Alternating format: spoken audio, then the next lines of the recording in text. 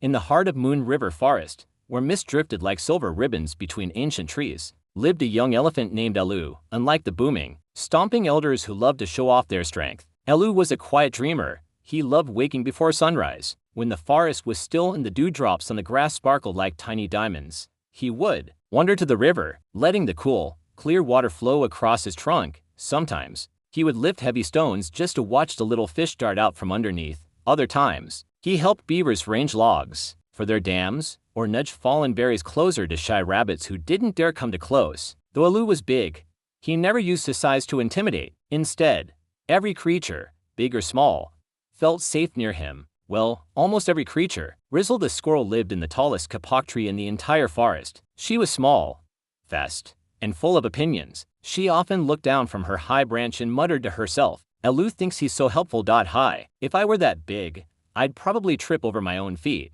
She would zip from branch to branch, watching him as he patiently cooled overheated birds with a gentle spray from his trunk, or lifted fruit baskets for monkeys who couldn't reach. To Rizzle, it all seemed unfair. How could someone so large be so loved? "You're too slow, too clumsy, too elephant." Why? She shouted down to him one afternoon. Ellu only looked up and smiled. "Maybe," he replied calmly, "but I can still help." Rizzle just rolled her eyes. "Helping doesn't make you special," she retorted, but deep down, a tiny part of her wondered why everyone admired him so much. Moonriver Forest was known for its peaceful weather. It was a place of soft rains, warm breezes, and bright, happy sunshine. But once a year, the sky would darken, and a terrible storm would sweep across the land. And that day arrived suddenly. Dark clouds rolled in, pushed by an invisible, giant hand. The wind howled through the trees, bending their branches until they creaked and groaned. Lightning split the sky, followed by a clap of thunder so loud it shook the very earth beneath Ellu's feet. Animals ran for shelter, birds tucked themselves into hollows in tree trunks,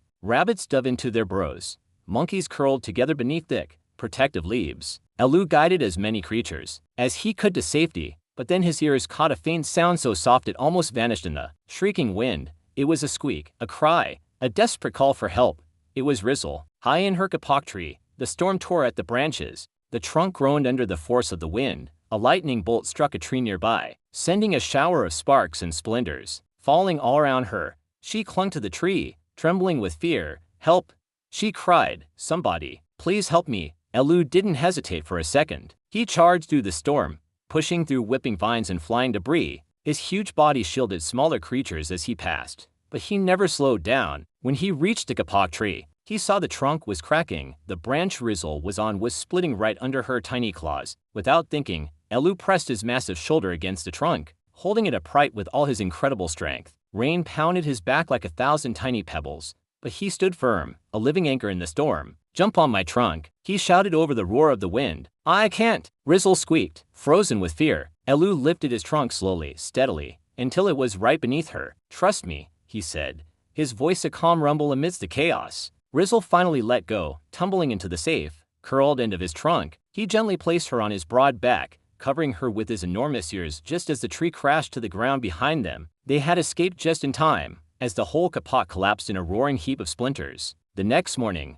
the forest glowed in the golden light of the new day. The storm had passed, leaving behind clear skies and a quiet, fresh peace. Ellu stood by the river, washing the dirt and leaves from his back. Rizzle peeked out from behind his ear, where she had slept, curled up and warm, all night. She looked timid, unsure of what to say. "Ellu," she whispered. "Yes, Rizzle," he answered softly. I'm sorry for how I treated you." Her tiny voice trembled. "I thought being small and quick made me clever, but being big, being strong, it saved my life." Ellu smiled gently. "Everyone has their place in the forest, Rizzle. Size doesn't make us special. Kindness does." Rizzle's whiskers twitched. She managed a small smile. "Do you maybe want a friend who talks a little too much?" "I'd like that very much," Ellu said, his eyes crinkling with warmth. From that day on, Moonriver Forest saw something no one had ever expected. A mighty elephant walking carefully through the forest, with a tiny squirrel perched proudly on his head. Rizzle would shout directions, tell him funny stories, and point out hidden patches of sweet berries. Ellu would laugh, listen patiently,